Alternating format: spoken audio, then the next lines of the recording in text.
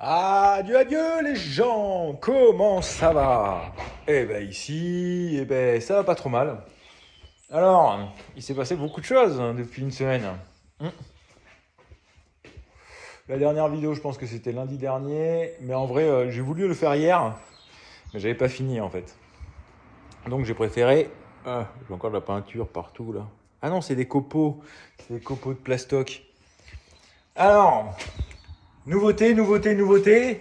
Nouveauté, nous voilà dans la salle de bain. La salle de bain est finie.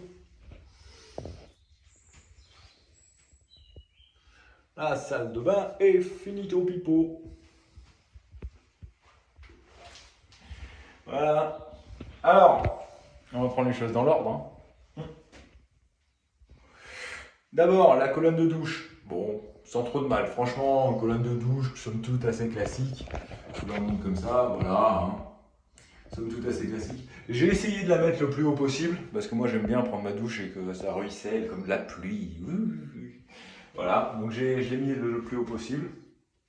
Au niveau du robinet, petit souci avec les petits S, en fait. En fait, j'en ai racheté mais des droits, parce que les S, ça allait pas. À chaque fois, ça couillait. Donc j'en ai mis des droits, et heureusement que mes trous, ils étaient bien faits et tout le tralala, parce que les droits, ça passe tout seul. Et pourtant, il n'y a pas de jeu avec les S. Ensuite, ma paroi de douche, qu'on voit ici. Hein.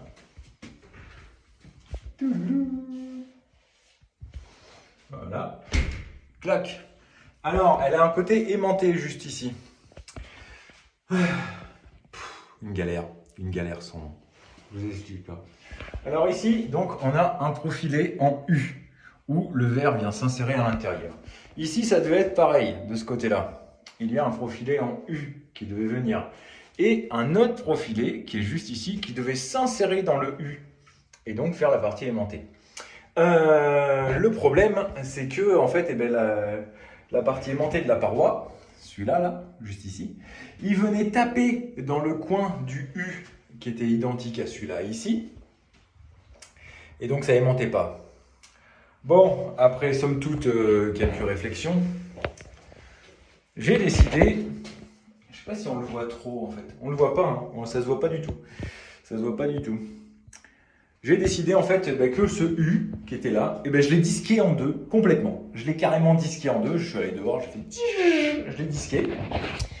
Et j'ai le profilé qui s'insérait dans le U, je l'ai collé carrément à la MS Polymère dessus. Là, j'ai mis du mastic colle tout le long et pour finir, un coup de silicone. Et voilà, ça ferme. Une belle merde, de ouf. Et voilà. Faut vraiment avoir les gaufres de disquer le profilé du... Parce que si je me chie, hein, c'est fini, il n'y a plus de profilé. Alors ensuite, par la suite, il y aura un petit banc ici, j'ai mis les prises et tout. Qu'est-ce qui c'est? Ah ben voilà, là j'ai fait un meuble à pharmacie. Voilà, ça sera notre meuble à pharmacie. Un rangement un peu...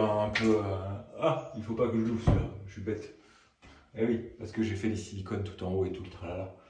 Non mais ça devrait le faire, ça devrait tenir, c'est bon. Donc voilà, ça ressemble à ça à l'intérieur. Voilà. Ça ressemble à ça. En bas, c'est tout pareil. Hop, je vais éviter de m'enlever la bâche. Mais voilà, ça sera le meuble à pharmacie. Somme toute assez classique. Hein. Voilà. Hop là. Donc là, je me suis découpé toutes les planches, hein, et puis j'ai mis du champ devant. Hein. C'est moi qui ai fait tous les champs. Hein. C'était bien chiant, comme on dit. Hein. Voilà, pour que ça soit tout propre, tout beau. Ensuite, poser le meuble vasque, hein, avec l'eau bien sûr. Voilà, avec les écoulements qui vont bien et tout. C'est pas le meuble définitif comme ma chérie elle veut, mais ça sera temporaire. Hein. Bon, meuble quand même fait sur mesure, bien entendu. Hein. Et puis voilà, avec des petites portes. Là, je peux vous dire qu'il y a du rangement. Hein. Entre là et entre ici et tout. C'est bon. Bon, il faudra pas trop s'habituer parce que son meuble, plus tard, il n'aura pas autant de rangement.